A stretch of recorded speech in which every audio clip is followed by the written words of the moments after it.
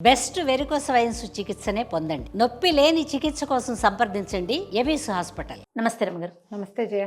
రమ్మగారు, రాక్షసుల్లో కూడా మహాశివుని భక్తులు అసలు కోకొల్లలు కదండి, పరమ భక్తులు ఉన్నారు. అలాంటి వారిది ఏదైనా ఒక కథ చెప్తారండి? ప్రఖ్యాతమైన భక్తులు రావణాసురుడు, అంతే కదా, గజాసురుడు, ఆ, తర్వాత భస్మాసురుడు, ఎంతమందో. బాణాసురుడి కథ చెప్పుకోవచ్చు. బాణాసురుడు. బాణుడు. ఈ బాణుడు ఎవరంటే బలి చక్రవర్తి కుమారుడు. బలి ఎవరు? ప్రహ్లాదుని మనవడు. ప్రహ్లాదుడు ఎవరు? హిరణ్యకశిపుడి కుమారుడు. రాక్షసుడైన హిరణ్యకశిపుడికి అది కూడా పుట్టుకతోటే విష్ణుద్వేషంతో పుట్టాడు వాళ్ళు. హిరణ్యాక్ష హిరణ్యకశిపులు ఇద్దరు ఆ విష్ణు ద్వారపాలకులైనటువంటి వైకుంఠ ద్వారపాలకులైన జయ విజయుల యొక్క అవతారాలు. వాళ్ళ యొక్క శాపం వల్ల జన్మించిన వాళ్ళు. వాళ్ళిద్దరూ ఇక్కడ జన్మించారు. సనక సనందనాథులతో శాపం పొంది 3 జన్మలు విష్ణుద్వేషులుగా జన్మించి మళ్ళీ వైకుంఠం చేరుకోవటం. స్వామి సేవకి ఎక్కువ కాలం దూరంగా ఉండలేము, 3 జన్మలతో ముగించుకుంటామంటే ఈ అవకాశాన్ని తీసుకున్నారు. మొట్టమొదట హిరణ్యాక్ష హిరణ్యకశిపులుగా పుట్టారు. హిరణ్యాక్షుడు భూమిని చేస్తే, అంటే భూమిని పాతాళంలోకి సముద్రంలోకి తొక్కేస్తే, భూమిని రక్షించడానికి ఆదివరాహ స్వరూపంలో విష్ణువు స్వయంగా వచ్చి హిరణ్యాక్షుణ్ణి సంహరించారు. ఇంకా హరిద్వేషాన్ని పెంచుకున్న హిరణ్యకశిపుడు విపరీత వరాలతోటి విష్ణుద్వేషంతో ఉన్నాడు. ఆయన కుమారుడు ప్రహ్లాదుడు. భగవంతుడు ఈ జయ విజయంలో ఒకడైనటువంటి హిరణ్యకశిపుని యొక్క కడుపున పరమభాగవతోత్తముడైన ప్రహ్లాదుడిని పుట్టించాడు. అవును. అతని కోరిక మేరకి ఈ హిరణ్యకశిపుడు ఎలాంటి వరాలు, అమోఘ వరాలు అడిగాడు కదా. ఇంట్లో కాదు, బయట కాదు, మనిషి కాదు, జంతువు కాదు అని అతను అడిగిన విపరీత వరాలకి సరైన స్వరూపంలో నరసింహావతారంలో సగం మానవ శరీరం, సగం సింహపు శరీరంతో సంహరించాడు. ప్రహ్లాదుని కుమారుడు విరోచనుడు. అతని కుమారుడు బలి. బలి వైష్ణవ ద్వేషి కాదు, విష్ణుద్వేషి కాదు. కానీ దేవతల పట్ల ద్వేషం అసురులకి సహజంగా ఉండేది. రాక్షసులకి జాతి వైరం ఉంది వాళ్ళకి. దాయాది వైరంతో వైరం అనడానికి కూడా వీల్లేదు. ఆయన దారిని ఆయన దానాలు చేసుకున్నాడు, ధర్మాలు చేసుకున్నాడు, యజ్ఞాలు చేశాడు. యజ్ఞాలు పెరిగిన కొందికి ఆయనకి దేవేంద్ర పదవి వస్తుంది. యుద్ధాలు చేశాడు కొంత. బలి ప్రత్యేకమైన తత్వం కలిగిన వాడు. సరే, బలిని అణచడానికి, అతన్ని ఆపడానికి, అతను చేసే యజ్ఞాలకి అడ్డం పడ్డానికి భగవంతుడు మళ్ళీ వామనావతారం ఎత్తి బలిని కూడా ఏం చేశాడు? సంహరించల, నేలకి తొక్కాడు. ఒక్క అడుగుతో కిందకి పంపించాడు. అప్పుడు బలికి మాట ఇచ్చాడు, నీ కుటుంబంలో ఎవరిని సంహరించనని. బలికి ప్రహ్లాదుడికి కూడా తన మనవణ్ణి రక్షించమని ప్రహ్లాదుడు వేడుకున్నాడు స్వామిని. అప్పుడు భగవంతుడిని ప్రహ్లాదుడు వేడుకున్నాడు. ప్రహ్లాదుడు అంటే పరమప్రీతి ఆయనకి. అందుకని బలిని సంహరించల. వాళ్ళకి ఇచ్చిన మాటతో ఆ కుటుంబంలో ఎవరిని సంహరించే పని ఆయన చేయలే. ఇప్పుడు తర్వాత ఎప్పుడు జరగల. ఈ బలి చక్రవర్తి యొక్క కుమారుడు బాణాసురుడు.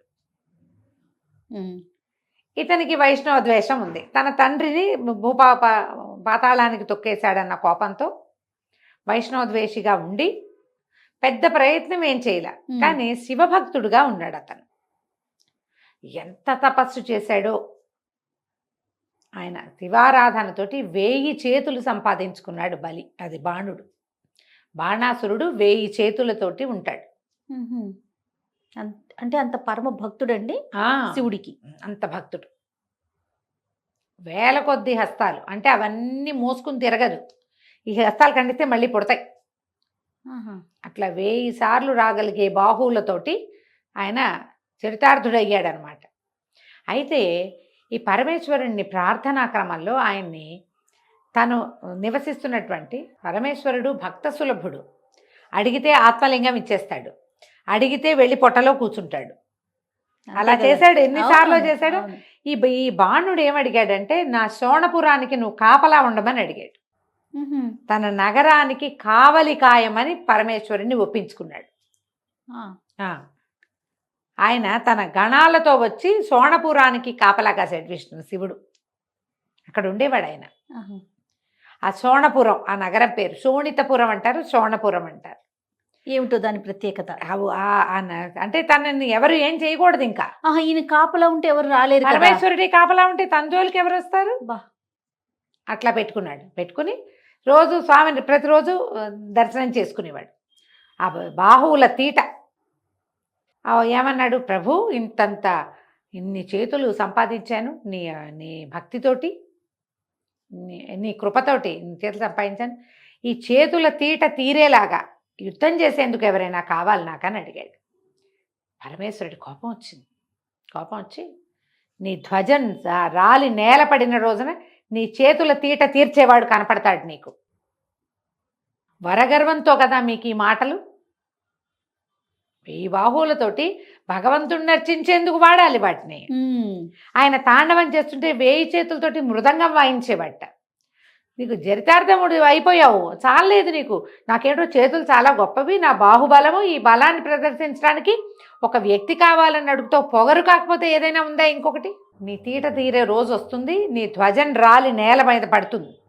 అప్పుడు నీ చేతుల సంగతి చూసేవాడు వస్తాడు. వాకిట్లో ఇప్పుడు ఈ రాజ్యాలకి వాటికి ధ్వజం పెడతారుగా, అది రాలి పడిపోతుంది దాని అంతటా అదే. అది ఎప్పుడు పడిందో అప్పుడు ఉంది నీ సంగతి.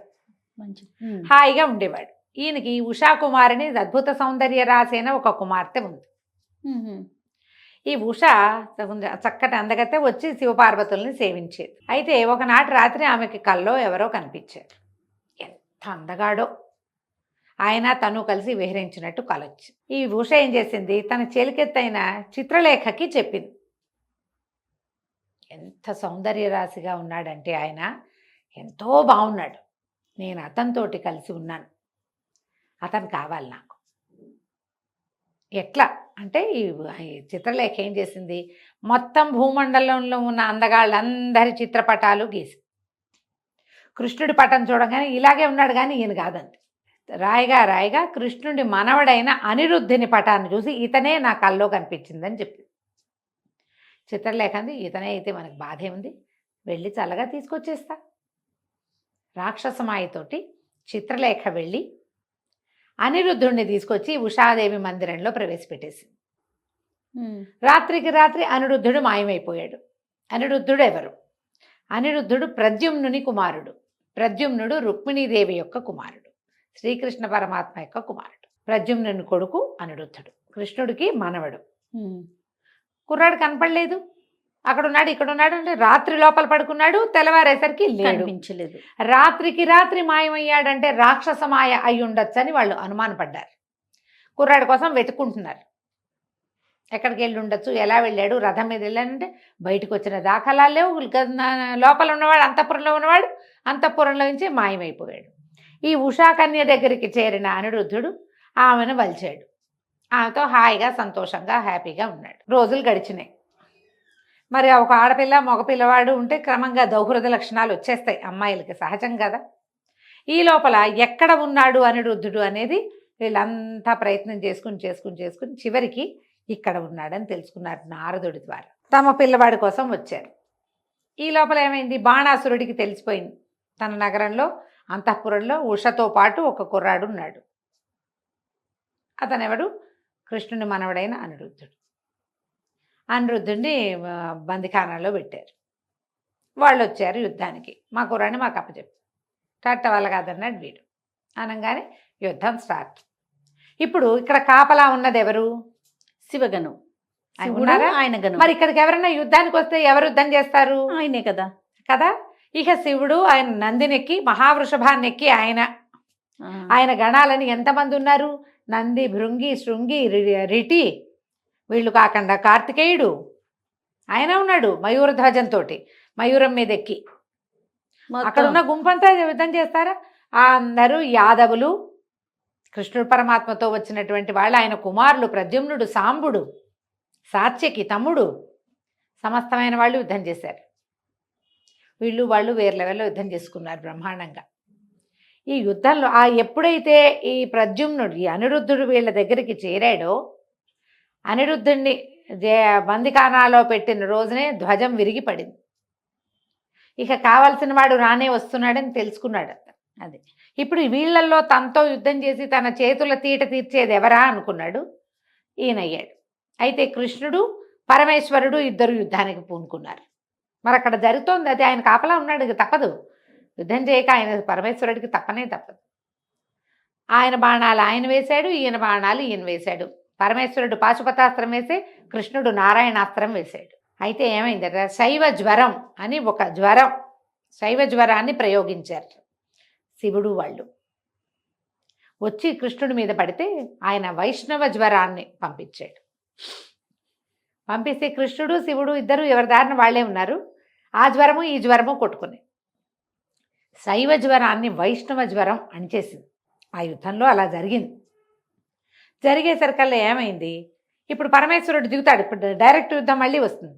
అప్పుడు జృంభనాస్త్రం అని ఒక అస్త్రం ఆవలింతలు తెప్పిస్తుంది. నిద్ర, ఒక రకమైన పరవశం కలుగుతుంది, కునుకొస్తుంది అనమాట. ఆ అస్త్రాన్ని ప్రయోగించాడు కృష్ణుడు. పరమేశ్వరుడు తాత్కాలికంగా నిద్రలోకి వెళ్ళిపోయాడు. పరమేశ్వరుడు పడుకుంటే ఇంకేముంది, ఎవరి దారిని వాళ్ళు వెళ్ళిపోయారు. చిన్న వాళ్ళంతా వెళ్ళిపోయారు ఈ యాదవుల దాడికి తట్టుకోలేక. పైగా అసలు ఆయన కూర్చున్నాడు, ఆయనకు కొనుక్కునికి పెద్దగా నిద్రగా పడుకుని ఇదైపోలే, కళ్ళు మూతలు పడ్డాయి. అంతే బాణుడు దిగాడు కృష్ణుడికి మీదకి. దిగితే ఆయన ఎందుకు ఊరుకుంటాడు, చక్రాయుధంతో చేతులని తరిగి అవతల బారేశాడు. ఆ 2 చేతులు మిగిలినాయి. 998 చేతులు తరిగేశాడు. అప్పుడు పరమేశ్వరుడికి మెలకు వచ్చింది. తన రక్షణలో ఉన్న బాణుణ్ణి కాపాడడం తన కర్తవ్యంగా భావించి ఆయన కృష్ణుడిని ఆపాడు. కృష్ణ పరమాత్మని ఆపి, నీ భక్తుడైన ప్రహ్లాదుని మనవడు, బలిచక్రవర్తి యొక్క కుమారుడు, వీడు అవజ్ఞగా ప్రవర్తించిన మాట నిజమే. నీకు మీ మనవడిని నువ్వు తీసుకెళ్ళచ్చు, పౌత్రుడిని నువ్వు తీసుకెళ్ళచ్చు, పౌత్రుడికి కన్యారత్నాన్ని కూడా ఇతను ఇస్తాడు. వదిలిపెట్టేయమంటే సంహరించకుండా వదిలిపెట్టాడు. పైగా బలికి ప్రహ్లాదుడికి మాట ఇచ్చాడు, మీ వంశంలో వాళ్ళు ఎవరిని నేను చంపను, ఇతన్ని చంపే ఉద్దేశం లేదు నాకు, ఈ చేతులున్నాయన్న గర్వంతో కదా ఇంత ప్రయత్నం. ఆ తర్వాత ఏం చేశారు, యాదవులు అందరూ కూర్చుని ఉషాకన్యకి అనిరుద్ధుడికి వివాహం జరిపించి ఆ అమ్మాయిని తమతో పాటు తీసుకెళ్ళారు. బాణాసురుడు తగ్గిపోయాడు. 1000 చేతులు సంపాదించుకున్న మహాభక్తుడు చివరికి రెండో, కొన్ని కథల్లో 4 అని కూడా చెప్తారు. మహాభారతంలోనూ కనపడుతుంది, భాగవతంలో కూడా కనిపిస్తుంది కథ, అక్కడ కూడా కనిపిస్తుంది. ఈ ఉషా అనిరుద్ధుల వివాహ గాథ చాలా విశేషంగా ఉంటుంది. ఉషా పరిణయం అనే పేరుతోటి నాటకంగా కూడా దీన్ని చాలా చోట్ల ప్రదర్శించబడుతుంది. అవునండి, ఉషా పరిణయం మహా బాగుంటుంది. ఈ ఉషా పరిణయంలో ఏంటి, పరమేశ్వరుడు వాకిట్లో ఉండటం, అది విశేషం. అదే కదా, ఇలా చేసినటువంటి రాక్షసుడు ఇంకొకడు లేడు, ఇంకొకళ్ళు ఎవరు లేరు, బాణాసురుడే. మన అన్నమాచార్య కీర్తనలో రాస్తారు అన్నమాచార్యులు వారు, చెండిన బాణుని చేతులతో నీ ప్రతాపము ప్రపంచమంతా నిండిపోయింది తండ్రి. బాణుడు 998 చేతులు తెగనరికి పారేశాడు ఆయన, ఎవరు చేయలేకపోయారు, అంతా ఆయన వల్లే అయింది. కృష్ణ పరమాత్మ, విష్ణువు మీదే కదా పాటలు అన్నమాచార్య కీర్తనలని బాగుంటుంది. నిండెను జగములు నీ ప్రతాపము చెండిన బాణుని చేతులతో. బాణాసురుడి చేతులు అట్లా తెగ్గొట్టాడనమాట. అంత శౌర్యము పరాక్రమము చూపించాడు ఆ సమయంలో ఆయన.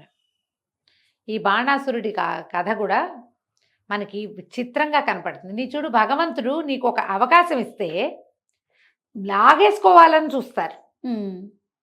ఆయన నీకు 1000 చేతులు ఇచ్చాడు, 1000 చేతులతో నువ్వు మృదంగం వాయించి ఆయన నాట్యం చేస్తుంటే నువ్వు పరవశించిపోయి 1000 చేతులతోటి నమస్కారం చేసుకునే అవకాశం ఉంటే వీటికి బాహువుల తీట తీరాలి యుద్ధం చేసేందుకు, లేకపోతే నువ్వేరా మోక్షం వైపు ఆలోచించారు. చూడండి, ఆలోచించారు. అవకాశం దొరికితే మనం వేలు చూపిస్తే మండమింగేద్దాం అనుకుంటారు.